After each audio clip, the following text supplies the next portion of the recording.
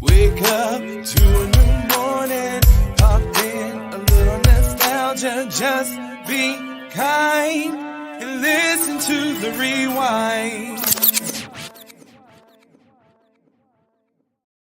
Oh my God. Hello, Jonah. How are you? Hi, Keenan. I'm great. How are you doing? I'm fabulous. Should we welcome these people to our first live rewind? Yes, welcome. It's our very first live. For some reason, I was thinking we'd done it already, but that was just the Instagram live or something. Yeah, we did like an Instagram. I don't even remember what we talked about. I think it was Scream. Wasn't it Scream or something? Yeah, maybe. Was it like the I don't remember. It's so long ago. It's a whole year ago. Yes.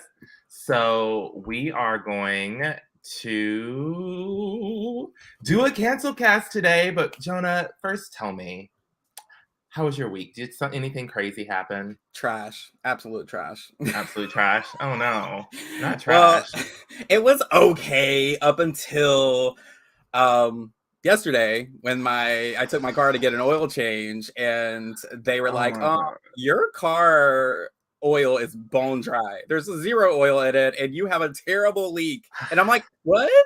And so they urged me to take it to a mechanic ASAP. So I did.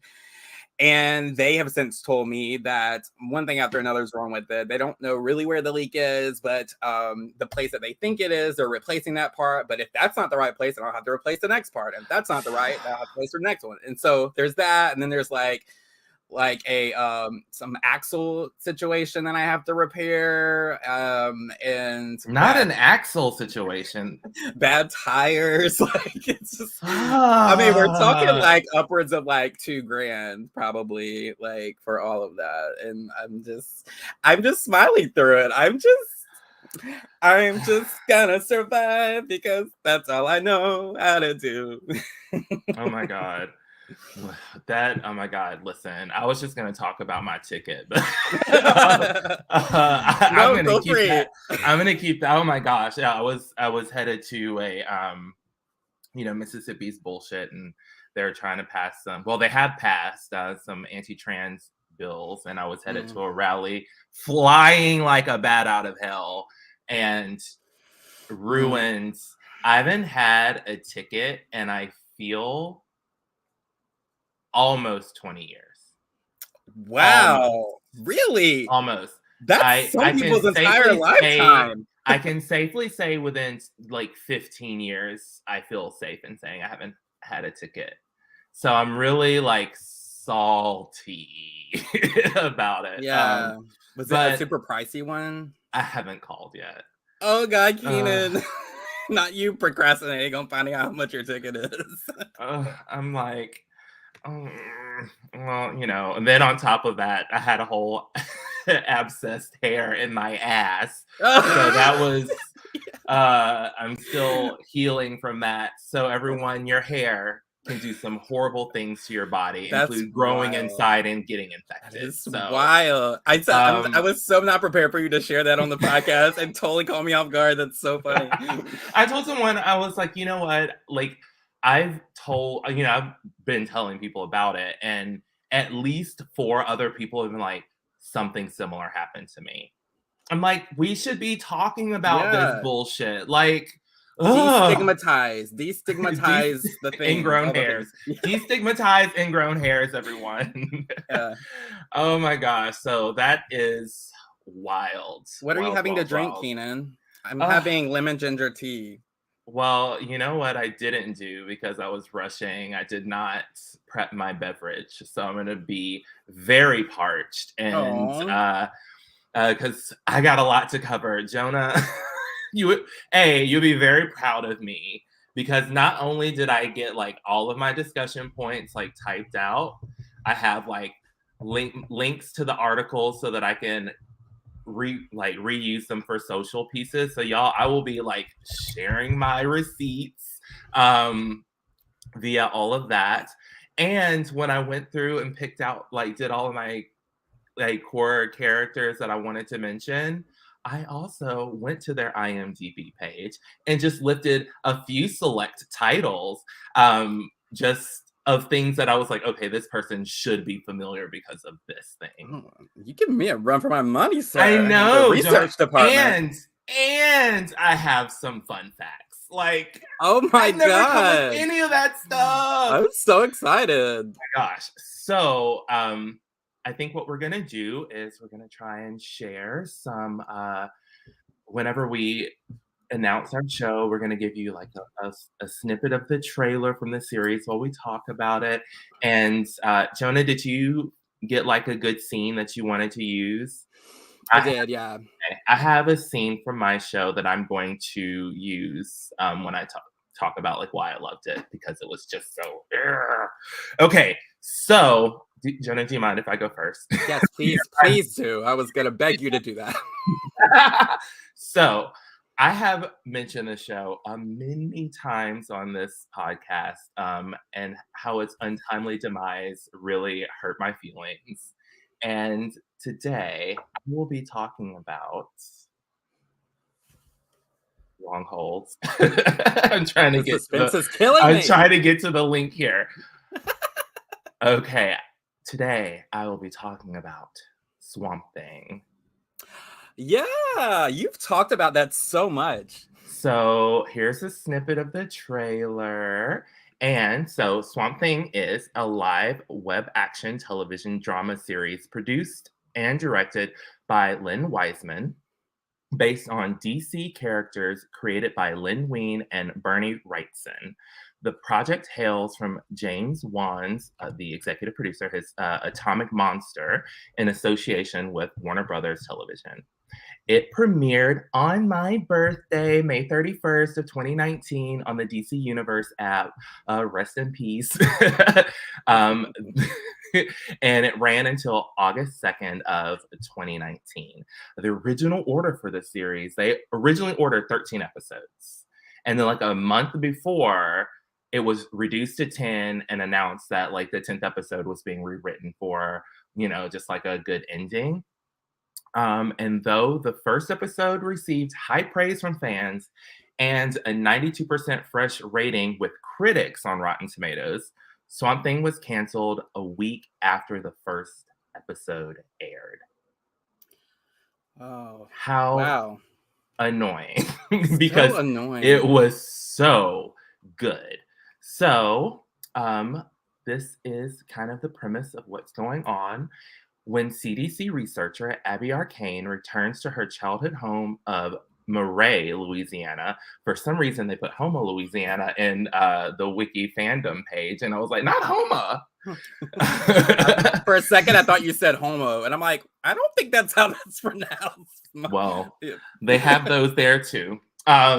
So when CDC researcher Abby Arcane returns to her childhood home of Murray, Louisiana, in order to investigate a deadly swamp-borne virus, she develops a surprising bond with scientist Alec Holland, only to have him tragically taken from her. But as powerful forces descend on Murray, intent on exploiting the swamp's mysterious properties for their own purposes, Abby will discover that the swamp holds mystical secrets, both horrifying and wondrous, and the potential love of her life may not be dead after all. So, if you don't know, I love this show, and this is something that I think you would appreciate about this show because of like you enjoying Werewolf by Night. Like, yeah, that it's still in that realm, but it gave you that horror that you like. Like, this was a horror series. Like, James Wan was the executive producer. Like, that's excellent. He is fantastic. So I just, oh God, this show was, okay. So let's go through some of these characters. And like I said, I even took the time to give some information. So we have Crystal Reed as Abby Arcane, a CDC doctor investigating horrific, life-threatening epidemic. Wow, I can't read. Epidemic is a word that I should not have any trouble saying at this point. right. In her hometown. And of course, we know her from Teen Wolf. And she was also Sophia Falcone on the Gotham series. So this would be her second DC project. We have Virginia Madsen as Maria Sunderland, the wife of Avery Sunderland, whose grief over the loss of her daughter, Shauna, returns with Abby's return home, which draws Maria into the supernatural mysteries of the swamp. Let me tell you, Maria Sunderland is a character. I think Virginia Madsen was having so much fun playing this role just because she's going through all the things. So we would know Virginia from a series called American Gothic. She was also in Witches of East End, something called Designated Survivor. She was in the movie Ghost of Mississippi. And she was Helen from the OG Candyman movie with Tony Todd, who follows me on Twitter. And she returned to voice Helen in the new movie with Yahya Abdul-Mateen II, which I still need to watch. Have you seen the Candyman remake? I have, yeah. Was it entertaining? It was interesting. Have you seen the original one? Yes. Okay. It's been a long time though. Okay. It's really it's one of those movies that's truly on my list because Yahya Abdul-Mateen. So yes. Moving on, we have Andy Bean and Derek Mears. They portray Alec Holland and Swamp Thing respectively. So this series was really cool because it went for a lot of practical effects. So like there's this very elaborate suits that Derek Mears plays when Alec becomes the Swamp Thing. Or is it Alec? So they are the elemental superhero Swamp Thing. Holland struggles with holding onto his humanity while defending the town and the supernatural world at large. Bean portrays Holland while Mears portrays Swamp Thing. So you would know Andy Bean from *Malignant*. Okay. He was in King Richard, and he's also in that Power series on Starz, which is something that's also on my list. Derek Mears, you may not recognize him by face because he does a lot of like, I don't know, like just the like, I guess in Disney, like just the costume kind of character. So he's normally obscure. He played the demon Moloch on Sleepy Hollow. He and a couple of these just because of the names. In 2017, he was in a movie called I Don't Feel at Home in This World Anymore, and his character's name was Donkey Dick. Oh, okay. He was in True Blood as the burly H-Vamp, and he was Jason Voorhees in the 2009 Friday the 13th. Oh, so okay. he has a type of character he likes to play. Yeah. You have Henderson Wade as Matt Cable, a lawman along with his mother, Lucilia, who finds himself in dire straits when supernatural events begin to threaten the town. Henderson Wade was in 3 episodes of the Walker series. He was in Dear White People, and he played a sheriff in Riverdale. And I'm going to be honest, I don't remember, like, there are so few Black people on Riverdale that I was like struggling to remember who he was. And I was like, I gotta find this guy because he is very hot. We have Maria Steen as Liz Tremaine, a local newspaper reporter and bartender who is close childhood friends with Abby Arcane. She is in a series called Reacher, and she has an uncredited role as a girlfriend in Straight Outta Compton. There weren't a lot of things on her list that jumped out at me. Gerald Prescott plays Madame Xanadu, a blind fortune teller whose psychic abilities can reveal the future. She was in a couple of episodes of the Nancy Drew series and Ray Donovan. She played Jackie in The Walking Dead. Okay. And she was only in 1 episode of Revolution, but I just thought it was fun that she was on a show that I covered on a previous episode of Cancel Cast. Yeah. Stream our old episodes on any platform. Will Patton as Avery Sunderland, a prominent businessman in Murray who gives back to the community, yet is determined to harness the power of the swamp for profit. He is such a creep and just a villain. Like, you fully hate him.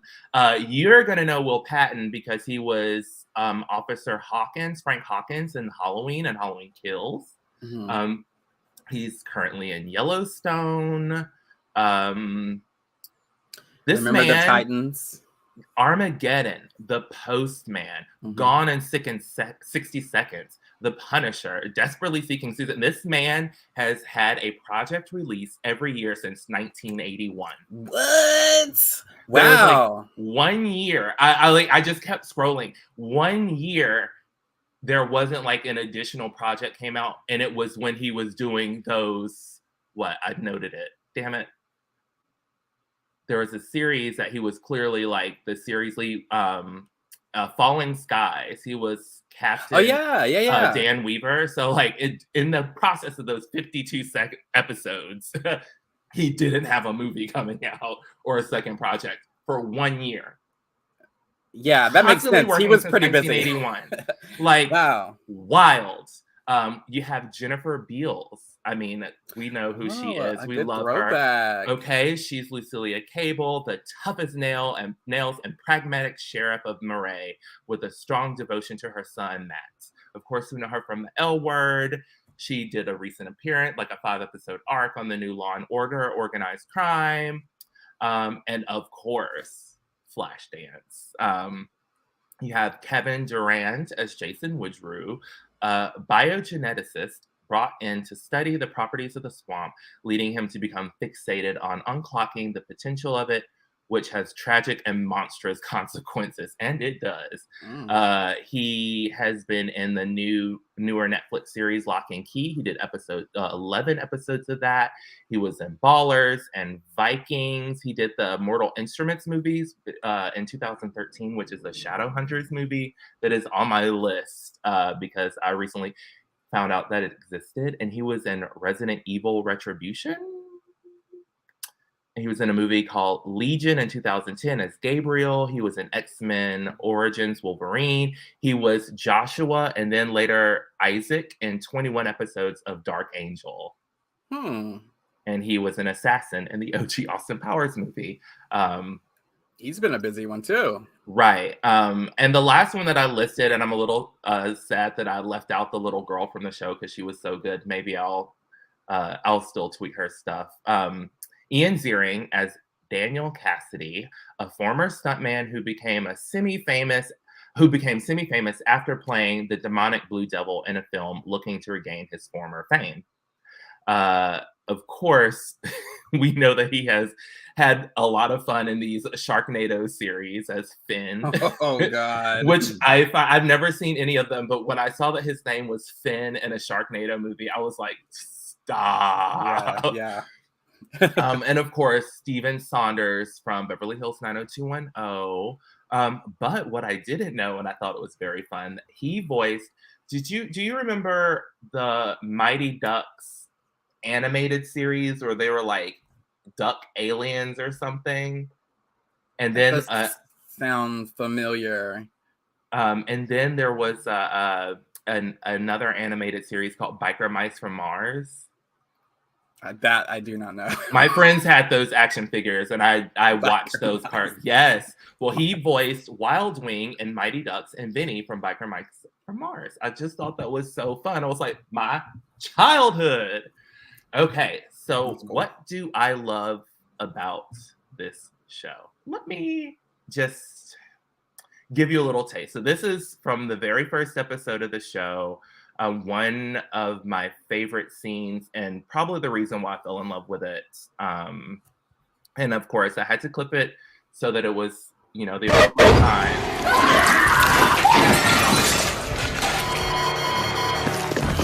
Oh my God! Alex!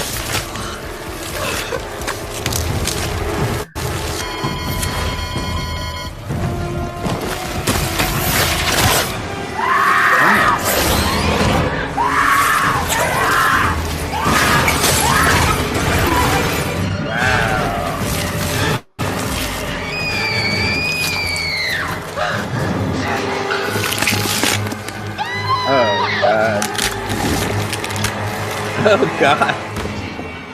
Not her fainting. Yes. It's just.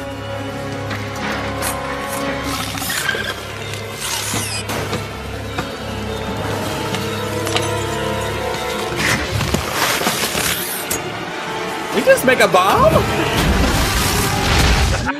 Oh my God.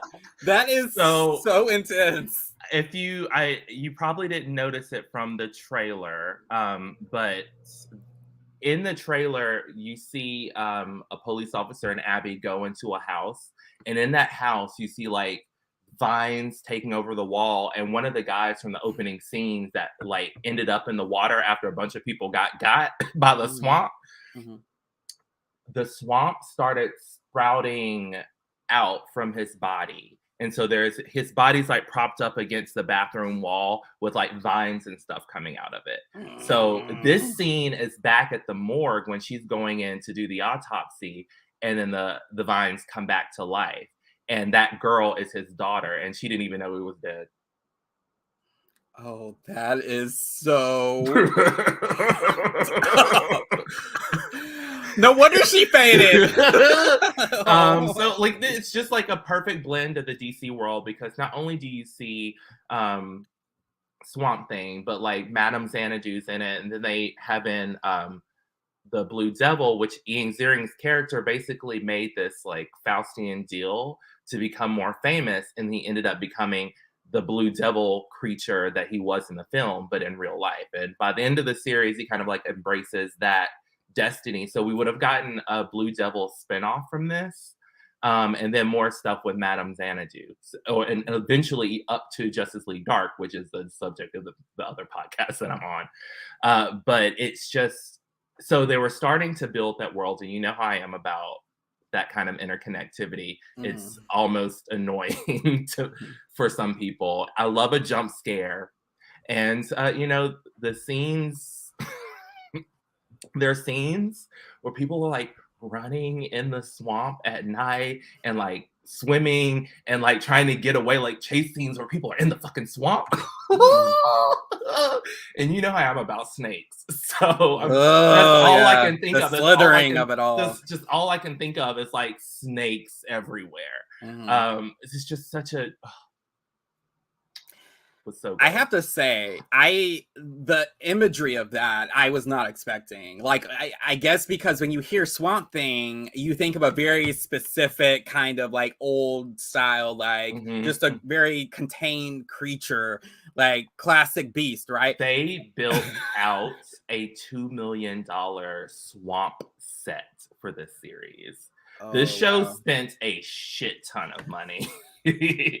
I'm guessing maybe that's what leads you into why it was canceled. And let's talk about why it got canceled. So I will say first of all, I want to say that all of those clips are property of Warner Brothers, and we are using them for fair use and commentary over these things. So don't come for us, Warner Brothers. James Gunn, please don't get me. Please don't come for it. We can't afford it. My car is in the shop. James, you heard us talking about money troubles at the top of this. Come on now. So they've cited creative differences, of course, and of course, issues with movie funding from grants from the state of North Carolina, which is where the show was filmed. So on June 6th of 2019, it was reported that Swamp Thing was canceled, and they would not be renewed for a second season, though originally the original plan was for 3 seasons. Crystal Reed said, if the series were to somehow be revived, she would return to the role in a heartbeat. I love my crew and my cast and our creative team. There would be absolutely no hesitation on my part. So again, I'm going to say, hey, James, you got that Swamp Thing project announced, so think of old Crystal when you're casting things. So in a Screen Rant article by Matt Morrison, it says the most frequent of the rumors regarding Swamp Thing's collapse involved inaccurate reports that the series went over budget. This was erroneously blamed on an accounting error facilitated by the state of North Carolina, which had given the series 2 grants in order to encourage filming in Wilmington. The reports were an error, quoting numbers far in excess of what would legally be allowed. Are you ready to know what the overall budget was for this show? I'm interested, but kind of afraid. $80 million. That is like movie level, right? Yes. For one episode or for the whole series? For the whole series. Now, the first episode, I think they said cost $20 million. God, Jesus. Yeah, it was wild. So there's another Screen Rant article about article, that word, by Molly Freeman says, as of now, it's unclear why Swamp Thing was canceled, but reports about the production ending early cited both creative differences and a larger reevaluation of the DC Universe product in light of the AT&T acquisition of Time Warner. If y'all think back to the wonderful pre-COVID time of 2019, DC was in all manners of flux because there were things like constant buyouts, and I should have taken the time to get that order, because before, I want to say there was one more before they ended up with Time Warner. I can't remember. Yeah, AT&T took over, then Time Warner was acquisitioned, if I remember correctly. But they said it was unclear as to whether or not DC Universe would fit into the company's larger plan for a Warner Media streaming service, because eventually they would go on to release HBO Max. Since, like Netflix, DC Universe hasn't released any user data. It's unclear how popular the product is, especially since it's currently it was only available in the US. So like when Titans and I believe Doom Patrol, after their first seasons, they were released on Netflix in Europe. So they couldn't even watch it as it was airing. So I love this Looper article by, please don't make me mess up her name. Their name is Michelin Martin. They kind of broke down different points about all of the things. So we're going to run through them. And I think the last one is truly hilarious to me. So the first one is, of course, we talked about the debunking of all the state funding stuff. The second one was the DC Universe app was on its way out. In June of 2018, AT&T completed its acquisition of Time Warner, of which the DC Universe streaming service is a part. When it reported Swamp Thing's cancellation, Deadline pointed out that DC Universe is being reevaluated, as I said earlier.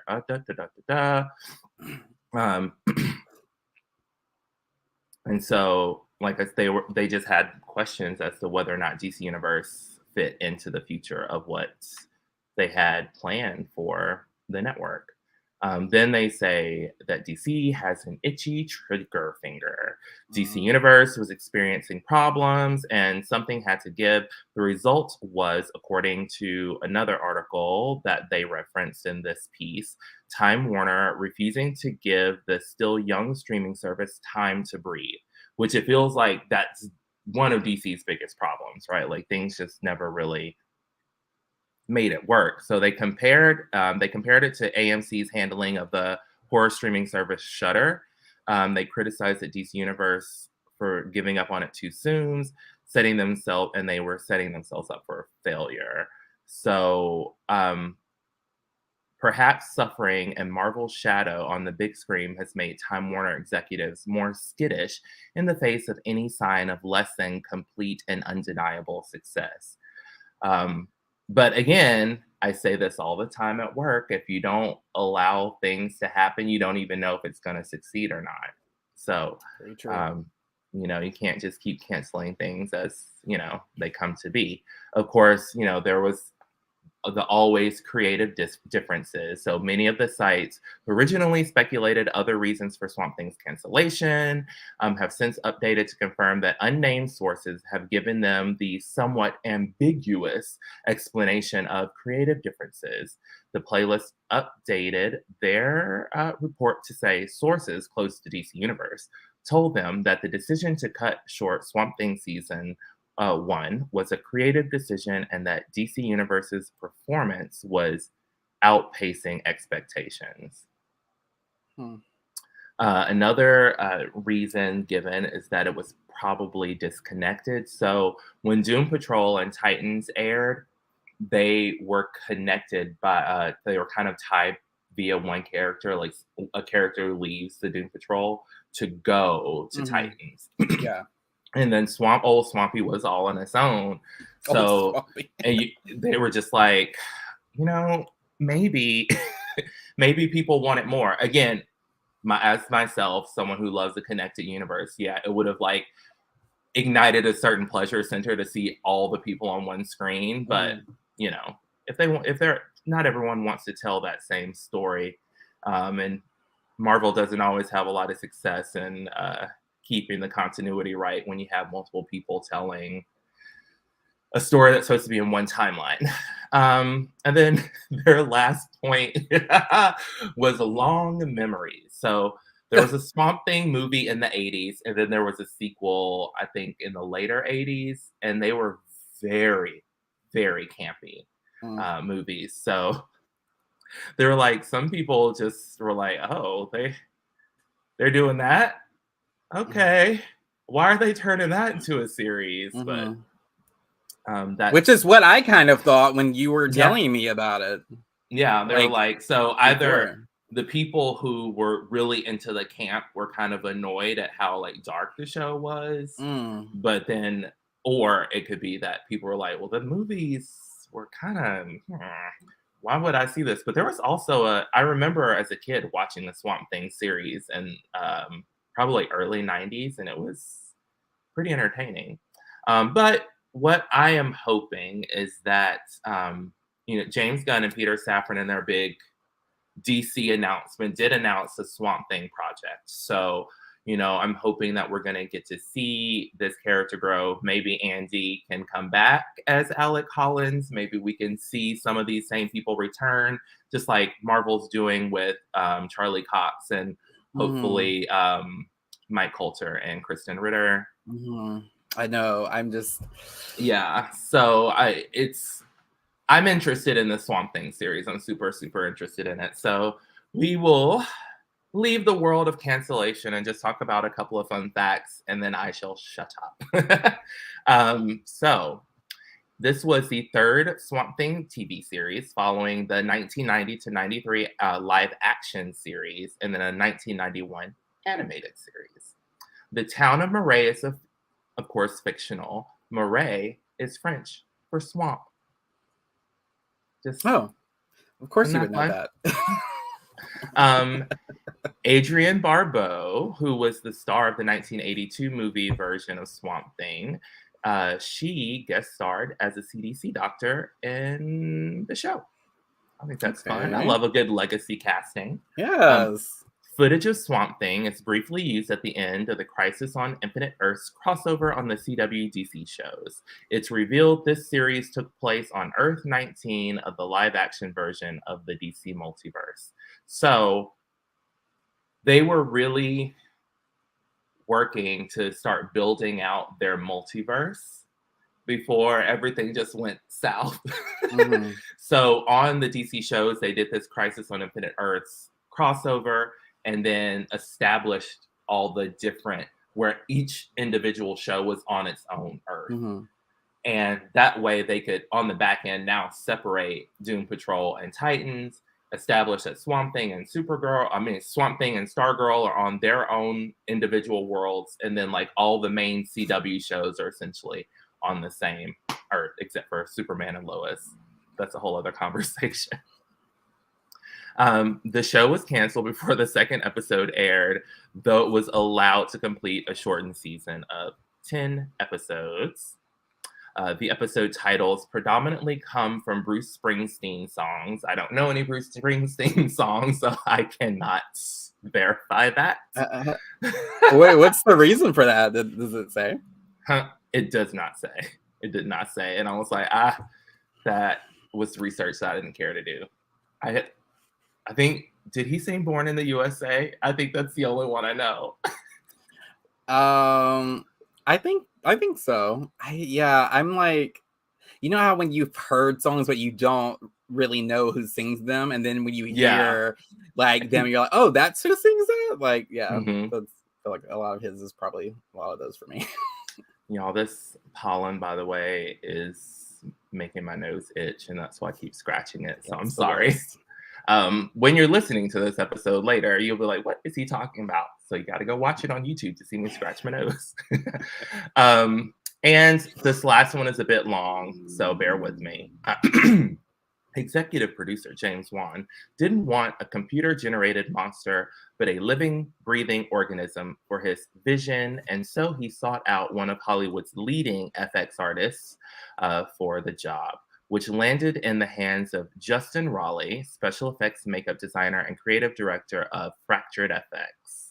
He stated, Swamp Thing is a perfect example of trying to create something that is 95% an actor in a prosthetic suit and then 5% visual effects. Really kind of pushes it over the limits to where we need it. The goal was to have something that required very little visual effects.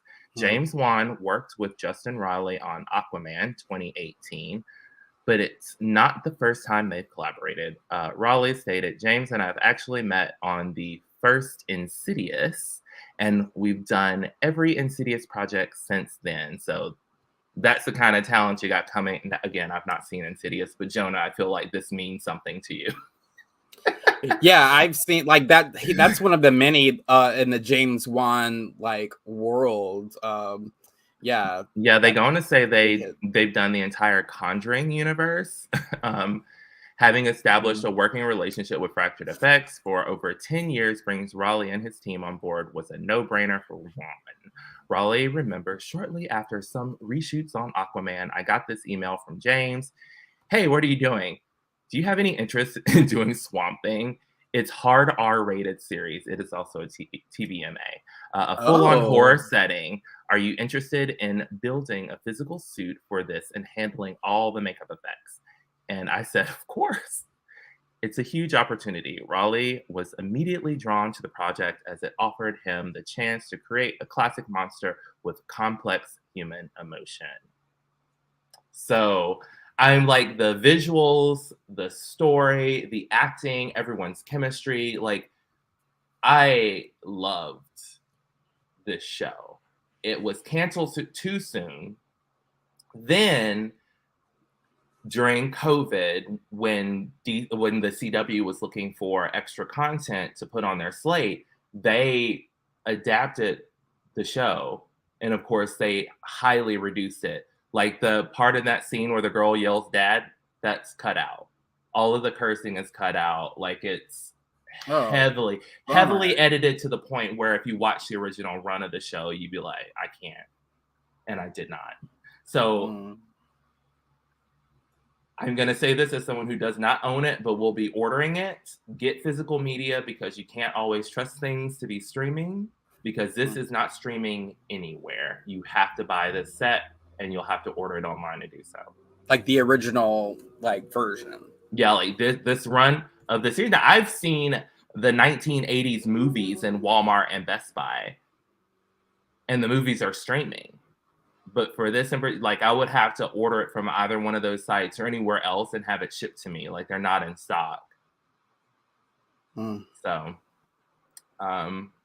but you can watch this on the CW right now. It's just no, not at all. Nope. It's nowhere. When I say it's not streaming anywhere, like you have to physically purchase it. Like go to like iTunes or Apple TV and like buy the season or like, you know, like anywhere that you can buy the media is the only place you can see it. You cannot stream it. Okay. I guess I was thinking that CW, when they adapted, that they had put it on their streaming platform. Only lived there for that season. Like for the when it ran. I could not go back and find it afterwards because we did a Swamp Thing episodes on the Justice League Dark podcast, and I went to like rewatch the show, and it wasn't there. And that episode was a year ago. Well, that's a bummer because I was really excited about going and watch it now. Well, when I eventually order the box set or the DVDs or whatever, I'll let you know and you can watch them because it's so very good. Yeah, I mean, truly, I did not know, and you may have even told me this, but I didn't know James Wan was behind it. Otherwise, you probably would have had to have told me very little about the series for me to have jumped onto it, because I absolutely love his work. It's so good. It's so good. And there's some twists and turns in that shit that you're like, what? So I hope that whenever you get a chance to watch it, you fully enjoy it. And did you watch, oh my God, Sandman on Netflix? Just like an episode and a half. Did you meet Matthew the Raven, that's voiced by Patton Oswalt? Oh, the Raven talks? Yeah. Okay, well, I guess I didn't. Yes. Well, in the like comic book world, that Raven is Matt Cable, the police officer. And there's a whole bunch of shit that gets from point A to point B, and I can see it from what happened in this show. So interesting. Yeah. Then that Swamp Thing, everybody. Wow, that's pretty cool. I did not know that it was on that level.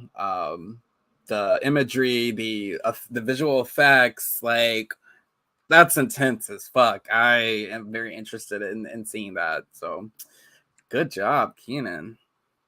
Yay. Okay, now I get to sit back and relax and relax. Oh my God, I low-key wish that we could take like breaks on like an intermission so you can get a drink. Right. I know. Well, we probably could have if we hadn't done a live, but we wanted to do that live. That's fine. That is fair. Well, yeah. Jonah, I'm excited. What are you doing for us? Okay, so my show today isn't the kind of series you, Keenan, would naturally be attracted to, but it is the kind of genre you enjoy. Okay. My cancel cast selection is the Netflix horror comedy Santa Clarita Diet. Ooh, actually, I've seen like maybe 2 seasons, and I do enjoy it. Drew Barrymore is one of my. I love Drew. That's one that I've always said I need to go back and finish. I want to say I've watched at least 2 seasons. Third season's even better. So yeah, I wasn't sure if you had before because it's not a traditional zombie kind of show, and I know you're not into zombies. Yeah. But honestly, that it doesn't even matter because it's just, the way that it's shot, the uber campiness of it. But I'll get into all of that. I am pulling a bulk of this from the CBR.com article by Rachel Roth, titled "Why Santa Clarita Diet Was Canceled After Season 3." Super original title. That article was last updated on November 2022, so it's pretty fresh for the most part, I guess. So a little bit about the series. Actually, let me very gracefully drop in. It was a lot easier. It actually works a lot faster than I thought it would, so be prepared. Yeah. Okay, we'll see. I have never done this before, like inserted a video, so I'm very interested in seeing how this plays out. And I'm sure the audience would be as well. Okay, so I'm just gonna pop in this trailer. Easy. But something happened to my wife. I can't feel my heartbeat. Okay, so Santa Clarita Diet is a rare horror comedy loved by both critics and fans. Netflix's, it's a Netflix show, and it became a massive hit in its first season. However, despite its success and acclaim, the series was canceled after only 3 seasons on the streaming giant. And here's why. So starring Drew Barrymore and Timothy Olyphant, Santa Clarita Diet followed married real estate agents Sheila and Joel Hammond, whose lives are turned upside down after Sheila begins exhibiting signs of becoming a zombie. They struggle to balance their home and work lives while trying to hide Sheila's, quote, condition and search for a cure. The major side effects of Sheila's new zombie state are a craving for human flesh and an altered personality, causing her to have violent mood swings. So it is a very okay. How do I pop out of this? Okay, boom. So Rotten Tomatoes average tomato meter is 89%. Average audience score is 93%. So it's absolutely one of those shows, if this is any indication of how great it is and how beloved it is, it's super high rated among the critics and even higher among the audience. So, and there's good reason for that, as you have seen yourself. So a little bit about the creators, cast, and characters. This show was created by Victor Fresco. Some of his work includes Better Off Ted on ABC, My Name is Earl on NBC, Mad About You, and Alf. Not Alf. Oh, I back used in the to day. love me some Alf. Right. I always felt a little conflicted about Alf because I don't know. He was always really flirty with the girls, right? And I'm like, what are you to be flirting around with human girls? But whatever. Wait, like the young girls or just women in general? I think just women in general. Wasn't his part of his whole shtick was like he was super flirty and into like human girls? Honestly, all I remember is him eating cats and just being a smart ass. All I remember is that he ate cats and he was a smart ass, and I just thought it was so funny. And there was like a movie in the early 2000s, maybe late 90s. There was like a made for TV movie. Kind of like that's funny. I didn't realize that. Now I kind of want to watch Alf. Listen, and I love it. Also among the cast, Drew Barrymore stars as Sheila Hammond. She's the main character, as well as Timothy Olyphant, who plays Joel Hammond. Their daughter is Liv Hewson as Abby Hammond. So obviously we know who Drew Barrymore is. You know who Timothy Olyphant is, probably from like Justified or like The Crazies or, you know, that kind of thing. He's so cute to me. He is very cute, but everybody always mixes him up. The running joke in Hollywood, right, is like he and Josh Duhamel get mixed up all the time, constantly, because they look so similar. So that's, they both have not acknowledged that before in interviews, and it's very funny. They're both very hot too. Liv Hewson as Abby Hammond, you know her from Yellow Jackets. Oh, who's she on Yellow Jackets? She plays, oh god, I forgot her name. She's the redhead who got mauled by a bear. Van. Yes, Van. She's Van. Yeah. Oh my god. I love Liv Hewson's character of Abby in this. She's very funny and quick-witted and spunky. Just all the things I love in a female character usually. Skylar Gizondo as Eric Bemis. He plays the next door neighbor who also has a big crush on Abby. And it's like in the show, you know, Sheila and Joel are kind of like the duo that team up throughout all these wacky plot lines. And then the same goes for like Abby and Eric. They're a little duo because they're usually running their own little shenanigans, or they're trying to help her parents, you know, figure out some kind of dire circumstance that they're in. And they have a really fun dynamic. There have been some notable guest stars or recurring characters such as Nathan Fillion, Portia de Rossi, Joel McHale, Patton Oswalt, Richard T. Jones, nice. Andy Richter, and many others that you would probably recognize. Good gets. Yeah. Nathan Fillion is one of my favorite guest stars on here because we see him in the first episode, and then he becomes a rotten head. A talking rotten head. Yes, I completely forgot about that plot line. Because she eats him in the first episode because he's such a douchebag, and he literally assaults her. He comes in the backyard and he like grabs her and he's trying to like thrust himself on her, and she bites his fingers off. It's a very gory scene, but very fun and funny. You know, it's just wild. So what I loved about the show, I love the energy of this show. It's very fun. Basically, it's dark content wrapped in lighthearted humor shenanigans. But at the same time, there are some pretty intense moments and like what the fuck plot lines. And it only increases. The stakes only increase season by season and episode by episode. I mean, they really never lose momentum with that. And that's very rare for a series to do. They have great comedic timing in this show. The cast chemistry is electric and feels very natural, particularly Drew and Timothy as the leads. Yes. Those characters' relationship is super adorable. It's very cute. It's gory as fuck, but in such a campy way, right? Like over the top, all of these gags and stuff. Like even from the first episode, there is a scene where she vomits all over the floor in this house that she's showing because it's when she gets sick from this creature. And then she like goes to the bathroom and Joel comes in after the fact, and then like there's vomit literally everywhere. And it's like I can't look away, but I'm so grossed out, right? Because it's so convincing. So it's also one of the few shows that gets better with every season, like I mentioned, including the high stakes plot lines and the comedy. So it has a lot going for it, or had a lot going for it at the time. I want to show very briefly a clip of one of my favorite scenes.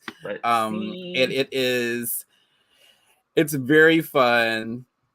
Let's see. What is this? I'm gonna add it to the stream. Yeah. Okay. I couldn't find it. Right.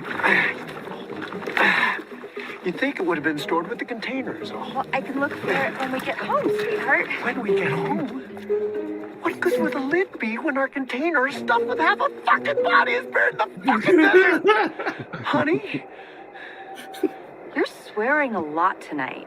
Yeah, I've noticed that too. Well, obviously, sweetie, I didn't know we'd be burying the container. What did you think, honey bunch? We'd take it home with us and clean it out and use it to store our taxes, which we can't do because it doesn't have a fucking lid. Fine, I won't look for it. Oh, shit, someone's coming. Oh, crap! Who could be out here? Oh my god. Hurry, let's get this on the ground. Wait, does this end up being their kid? Oh, fuck. So gross. Do not bring up the lid. Oh god, love it. Did that end up being the daughter and the neighbor guy? Yes. Okay. I was like, wait, I think I remember this scene. Oh gosh. Don't bring up the lid. Right. Yeah, it's a great one. And just a little bit of context for that. That's the top of the second episode, because at the end of the first episode, she eats Gary, the asshat coworker who assaults her, bites off his fingers and literally rips open into him. It's very gory. There's a part where she's bit off his fingers, right? And she's chewing on them, and she's really like enjoying it, like it's just like he's a walking buffet, and like she's in Happy Town, and he's just like blood's gushing, and he's like, "You ate my fingers," and she says, "I do not hate your fingers," and he said, "Hey, you ate my fingers," and then she just tackles him to the ground and like rips out his innards, and then Joel walks up and catches her, and she's like in the middle of like just innards everywhere, and he's laying dead on the ground. She like lifts her head up with blood and cuts all over, and she's like, "I really want to make this work." and only a way that Drew Barrymore can do, right? Yes, exactly. Oh god, I love Drew Barrymore. She's so good. I saw a headline recently that she revived that character of Sheila on her talk show to do some kind of bit or something. And I've not seen the bit, but I definitely want to look it up and check it out. So oh my god, that sounds so good. So why was Santa Clarita Diet canceled, Keenan? Tell me. The reason for Santa Clarita Diet's cancellation was attributed to Netflix's cost plus budget model, as we've bitched about many times before on this show. which pays for a show's production costs up front, in addition to the premium of 30% or more of the complete overall cost.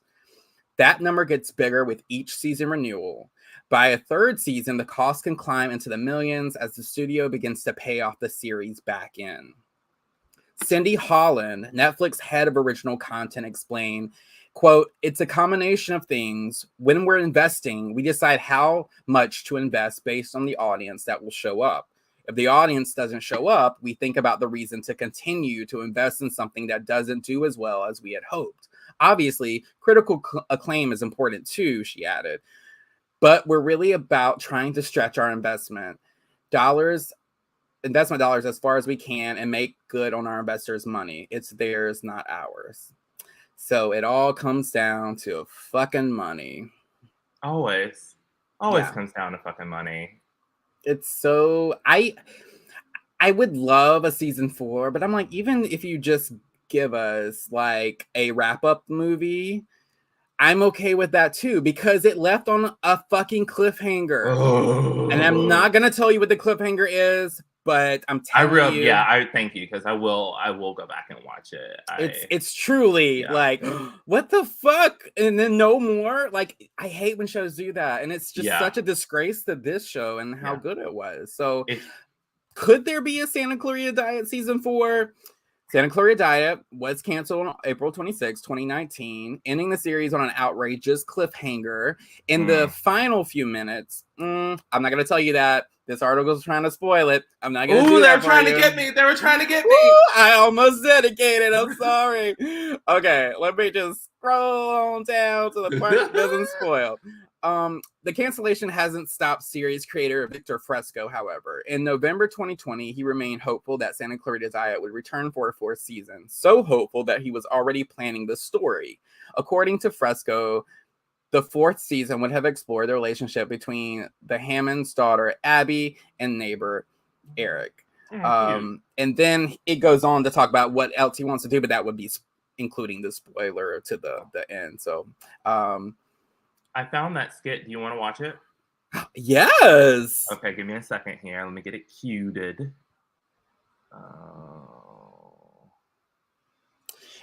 Fresco did say also that's something I think we all would want to do if everyone was available. Emotionally, everyone on the show would love to do some kind of closure. Yeah.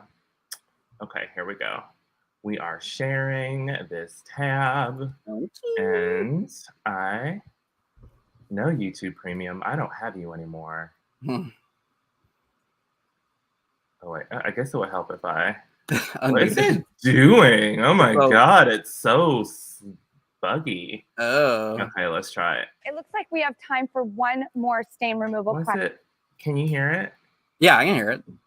I can't hear it. Someone named Sheila, take a look. Hi, Drew. Sheila from Santa Clarita. I'm fan. I can't I hear. have a stain dog. Well, tell me if it's Don't funny. you hate it when people talk over you? I do. This guy used to have that problem. Used to. Doesn't anymore. I love how there's blood in her Any hair. tips on how to get blood out of clothes, walls, hair, it's carpet, the face silverware? acting for me. Like, Drew is always coming with such strong facial expression. It's like the doe eyes. Look at her. Interesting. Oh, look at the tag at the bottom to be scary more. Don't you? But I'm also pretty sure you should be calling the episode. feds as we speak. That said, all the things that you listed in your passion for stain removal. I'm hoping that I'll be able to my hear kind it of when I girl. listen back to the episode. Best of luck to you. Oh, that's cute. That's cute. So fun. She's so good. Okay, so ready for some show trivia? Let's do it. Okay. So the source for this is the Santa Clarita Diet fandom wiki, which I did not know was a thing until I already finished my notes for this show. And I'm like, fuck you. Like, why did I think to look there? But anyway, the article was a good solid source. I felt pretty comprehensive. But there is a fandom wiki if you guys are interested in digging into all the things. They get into a lot of details with the production and all that kind of stuff. But they did provide some notable trivia. The character of Sheila was written with Drew Barrymore in mind. I love that. A total offer. It makes so much sense, right? Yeah. She owns that character. Absolutely. Yeah, agreed. Although Drew had to deal with a lot of gore and was put in several uncomfortable situations, she never complained and was always more concerned about getting a shot than her own comfort level.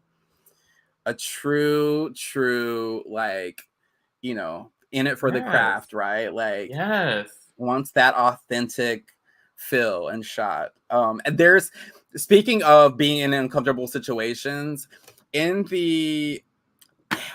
that vomit scene in the bathroom where she's just laying in the midst of like all that vomit and stuff, and then Joel comes in and he kneels down her. There is literally vomit dripping from the sink, the countertop of the sink on top of them, and I'm cringing the whole time because, one, vomit, I can barely look at it without wanting to vomit myself, but I know this is fake, so I push through, right? But the fact that it is dripping on him and getting him wet on his back and stuff, I'm like, but she's literally laying in the middle of it. And I'm like, God, props to you.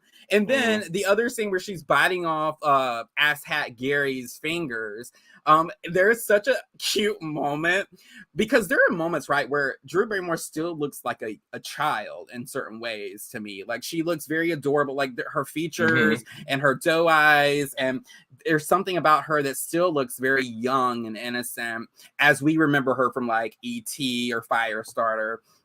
And she does this little like thing when she bites off his fingers, and she just kind of like bites up and she just kind of does like a side up like eye thing where it's almost like she's looking off camera for approval from the producers, like a kid would if they're shooting a commercial. And it's just something I clocked, and it doesn't take you out of it or anything. It's just it adds to the comedy and the campiness of it, and it's just very funny to me because I'm like, I almost can imagine that being her as a kid doing like a Burger King commercial or something, and her taking a bite and doing like a little like corner of the eye kind of like shot towards someone off camera. I'm like, it's just very funny. Interesting. Drew Barrymore, Timothy Olyphant, and Portia de Rossi have all starred in the Scream horror franchise. Barrymore in Scream 1996, Olyphant and de Rossi in Scream 2. And I was like, yes, that's true. They have. That is such a fun little fact. I feel like Portia de Rossi is one of those people I can never remember what she looks like. Yeah, like blonde, thin. Or maybe the image I have of her may not be her. But I know because my association with Portia de Rossi will always be Ally McBeal. Like her and Lucy Liu. I feel like they were always kind of like going at it. But like Portia de Rossi and Lucy Liu, like Ally McBeal for me. So I'm like, does she... but am I still remembering the right face? I'm sure. Like she's maybe I'll drop a pic if no, this is actually gonna live on YouTube, so there'll be no back editing on the video. Oh yeah, that's right. I guess I could pull up a picture real quick, but well, let me just do that since you're talking. I'll do it.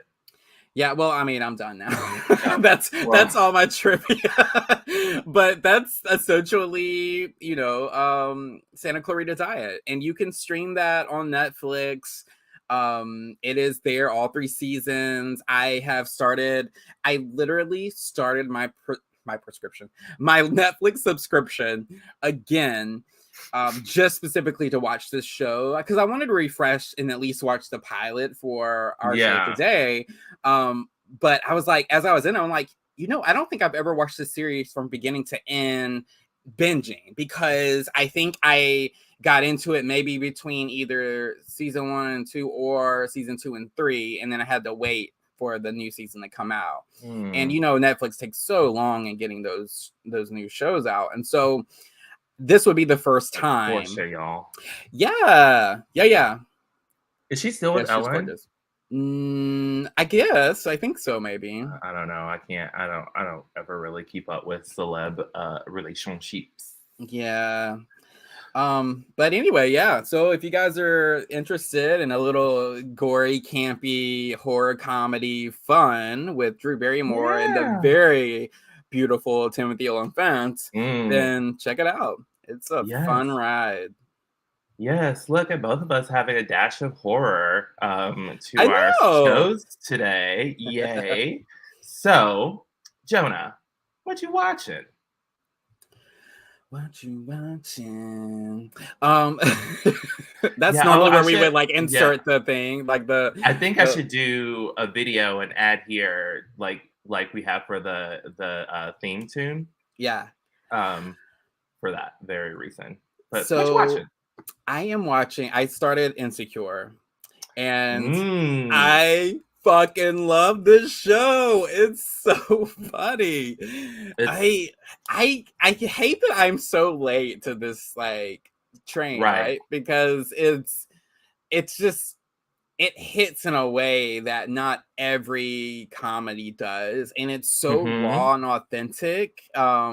And it really honors the title of the series and the plot, which is Insecure. Like she's true. Like almost everybody in this show has like significant insecurities, but the character of Issa is so relatable to me. I really love her quirkiness, and also Molly. She's a favorite of mine. But Kelly is so funny. You know I love Kelly, and I text you this the other day, but I'm gonna say it for the sake of the podcast. Like Kelly directs an episode in the last season of the show that is truly the funniest episode of Insecure. There's one thing that I'm not going to tell you what it is, but when you watch it and you see what happens, but this is the moment that Keenan was like, made him fall out of the chair.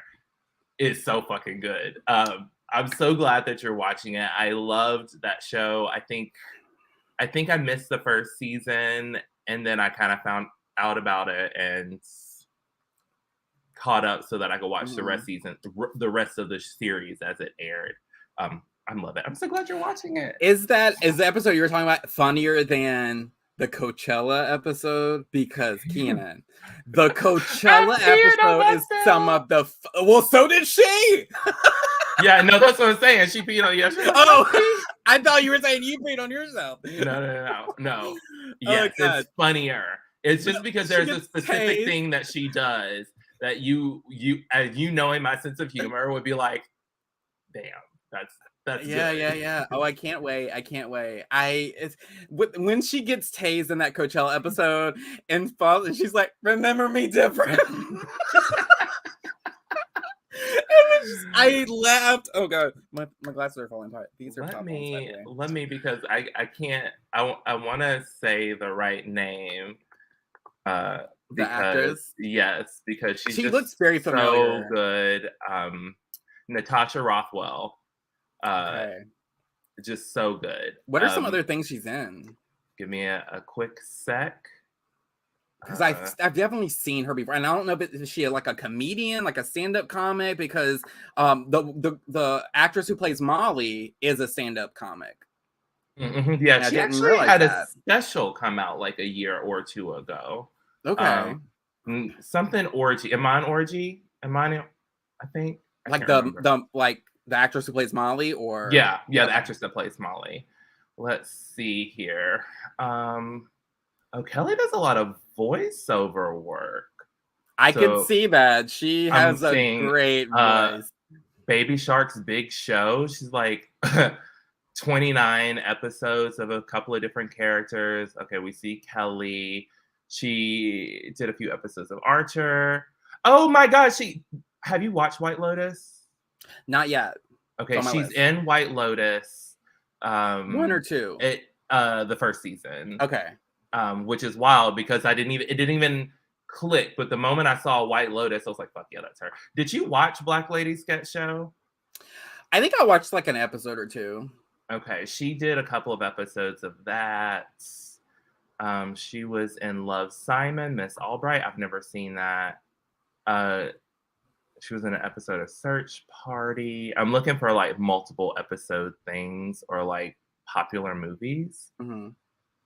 I guess she is she has 22 episodes of a UCB comedy originals. She played Oprah. College humor originals. Okay. Some more UCB stuff. So yeah, nothing that jumps out to me that you would have been like, oh, I know her from this specific thing? Well, she definitely looks familiar. I love she has all the best lines. Did you watch that Sonic the Hedgehog movie? No. Okay, she was in that. Oh, okay. Something called Like a Boss. Does that sound like a thing? Does sound familiar. From 2020? That does sound familiar. Is that a show or a movie? A movie. She played Jill in that, and then something called Worm. A movie called Worm, Wyrm. Maybe. I don't know. Okay. So the actress who plays Molly Carter, since we're talking so much about her, at least give her like real name, is Yvonne Orji. Yvonne Orji. Okay. Yeah. And she actually has this Hulu movie that came out like a year or so ago, called, I think it's called Vacation Friends. Yeah, it was a 2021 film. It also stars Lil Ray Howery. It stars Meredith Hagner from Search Party, who played the little blonde actress in Search Party, and John Cena. Yes. Oh, that shit was stupid funny. It's stupid funny, and I truly didn't recognize like her until I was like because I saw that movie first and before I watched Insecure. But as I was looking up these actors from Insecure, I was like, oh yeah, she was that character. So it makes me want to go back and watch that movie too. But that's so the acting in this show is just so good. Top notch. Award winning. I hope they've won awards, right? I would hope so. Now I need to know. Yeah. Okay, what you watching, Keenan? Ooh, so I've been living in sitcom world. Of course, I did not write them down. Oh my God, I'm the worst. Night Court. It's like a reboot series on Peacock with John Larroquette, who is from the original run of the show. It's so funny. It's so good just for like a quick, like I don't want to start another series kind of deal. I just need a quick like 30-minute and then I'm off to bed. I've been very much into that. And I rediscovered a BBC America series that I watched back in the day that I own the DVDs of. I just started it yesterday and I made 3 or 4 episodes in. It is called Hex. It is about witches.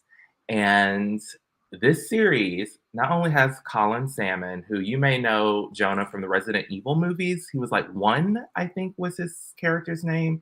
But he also was in the first couple of seasons of Arrow as, I think it was like the CFO maybe of Queen Enterprises and ends up marrying Moira Queen, the mom. He's a very beautiful British man. And he plays the headmaster of the school. Joseph Morgan, Niklaus from the originals himself, very young with some very like, it's some very early 2000s hair. Everyone's favorite bad boy, right? Big and curly, and he's look at the little cutie sweetheart that our main character kind of. But he was such a twink back then. I think there are a couple of scenes where you get to see muscles. Like he looks so good. And Michael Fassbender is also in this series. So that was my introduction to Michael Fassbender, and now I also know it was my introduction to Joseph Morgan. I am sure that I have been on his IMDb in the past, and I am very shocked that I missed over him being in Hex because I love that show.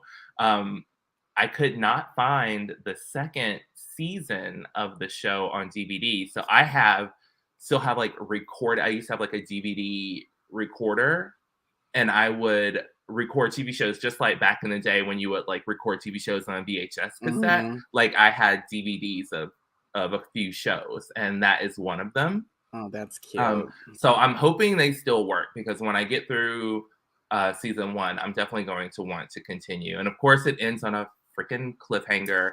Maybe that will be the subject of the next cancel cast. There does seem to be a theme happening in this episode. It's so good.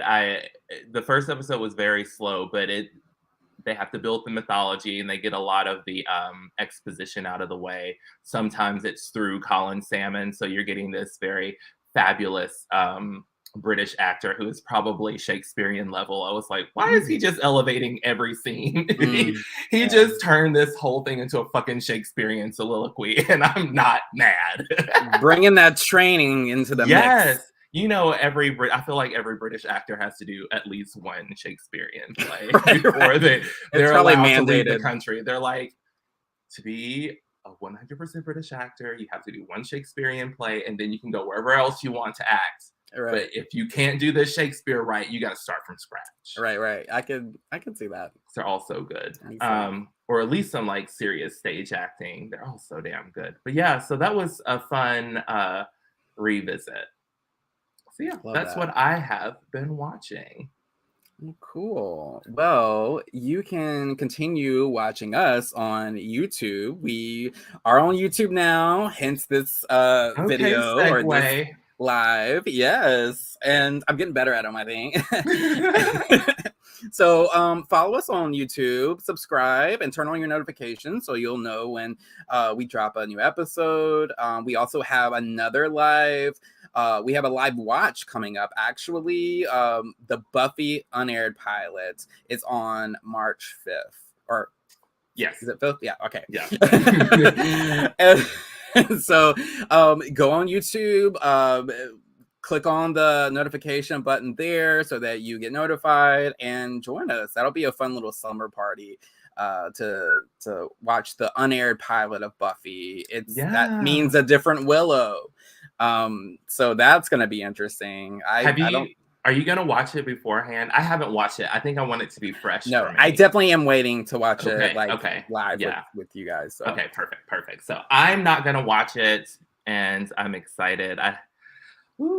That's gonna be fun. It's gonna be fun. This whole live ended up being a kind of like a dry run for that night. It's like practice. I think it went swimmingly. Yeah, so far. The sharing of content flowed so fast. I love it. Yeah. It's the pressure of being live. Maybe we should do every episode live. Oh god, that would be a nightmare. It'd be like having a talk show. Like I couldn't. I'd bring out lives every time. Meanwhile, I'm like, my talk show. Yes, truly exactly our personalities. Me hyperventilating in a corner and you just going around floating across the set with the bright lights underway. It's classic. Well, you can not only watch us, but you can listen to us, stream us on Anchor FM, Apple Podcasts, Breaker, Castbox, Google Podcasts, Overcast, Pocket Cast, Radio Public, Spotify, and Stitcher. And please rate, review, and subscribe when you do. Yeah, we need people to find us, and you got to do that. Also, please subscribe to our YouTube channel because right now, people can't find us. We're buried. Like you have to, even as an account that followed, like on my personal page, when I type in the Rewind Podcast, a bunch of stuff comes up that's not us. I actually have to type in cancel cast or a name of an episode for it to get us. So follow us, like the videos as well, please. Please and thank you. And while you're doing that, you can also like and follow us on our social accounts where you'll see some fun clips from the episodes and teasers of upcoming episodes. You can find us on the Facebooks at The Rewind Podcast 1, or you can just search The Rewind Podcast. You can follow us on Twitter at The Rewind_pod, Instagram at The Rewind Podcast, and TikTok at The Rewind Podcast.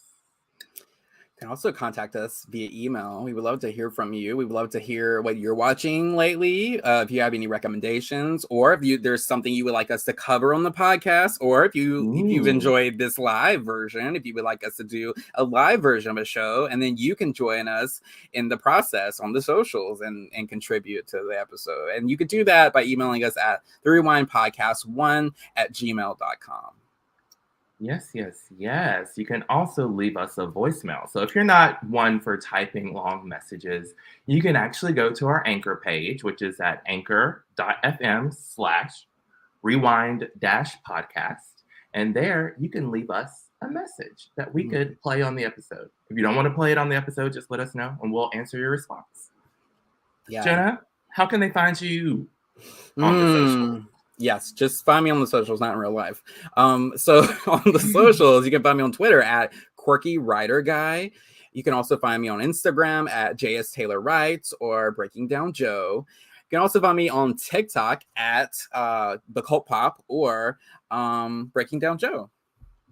Fun. You can find me on Instagram, Twitter, and TikTok at Keeks on a Camera. Unfortunately, on Instagram, the O for on is a 0. It's a whole story. Listen to other episodes and you'll hear about it. I'm getting used to it though. I think I kind of like it. It's growing on me. It's definitely already in my predictive text, which is annoying because I'm not always typing in my Instagram one. The one with the O doesn't pop up, but the 0 does. It's wild. That's it's so fully funny. wild. So wild. Yeah.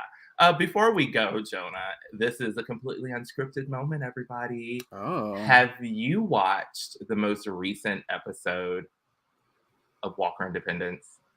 No, it's on my list though. I've been trying to avoid like the actors have been tweeting about it, and I've been trying to avoid like their tweets because I don't want it to get spoiled. But I do know that it is Gus's episode, right? So I'm glad she did not continue. I was live tweeting, but I only did a few tweets. Turns out it's just a flashback. So it goes from like Gus meeting Callian through like him becoming how he becomes a deputy, and then you see like Kate entering town and how she first meets Kai. You get a little backstory about Hoyt and his relationship with his mom. Jared Padalecki makes a cameo. Cool. It ended up. I did cry still at the end, but I can't tell you. Don't tell me anything else. I can't tell you anything else. We will talk about it next week. Oh, for sure. Okay, yeah, I'll definitely be watching that. I'll probably watch that tonight. Okay. Yeah, I'm so excited. Babu. Well, everyone, on that note, and you can send us your thoughts on Walker Independence. Yeah. And on that note, be kind. And please rewind. Goodbye. Bye. What the fuck was I doing? Bye. What were you doing? Oh Smooth my all the way to the very end. Let me just... Wake up to a new morning, pop in a little nostalgia, just be kind and listen to the rewind.